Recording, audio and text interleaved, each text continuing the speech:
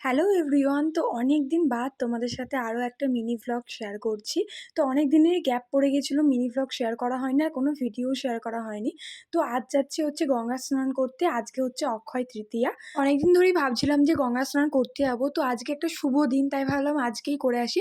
তো মা, মাসি সবাই মিলে আজকে গঙ্গা স্নান করতে যাচ্ছি। তো একদম ভোর ভোর উঠে আমরা গঙ্গা স্নান করতে চলে এসেছি 5:45-এর ট্রেন ধরে। আমাদের এখান থেকে ত্রিবেণী খুবই কাছে, তো আমরা মগরা স্টেশন থেকে নেবে টোটো করে চলে এসেছি গঙ্গার ঘাটে।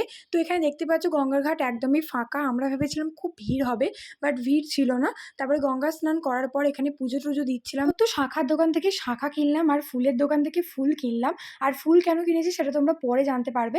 তারপরে স্টেশনের কাছে এসে আমরা এখানে লুচি তরকারি খেয়ে নিয়েছি, একদমই বাজে খেতে ছিল। তারপর খেয়েছিলাম আইসক্রিম। তারপর তো বাড়ি চলে এসেছিলাম, কোনো ভিডিও করা হয়নি। আর আজকে হচ্ছে আমার দাদা বৌদির অ্যানিভার্সারি, তাই ফুলের মালাগুলো কেনা হয়েছিল। তো সেই পার্টটা নেক্সট পার্টে তোমাদের সাথে শেয়ার করবো। তো দেখা হচ্ছে নেক্সট পার্টে।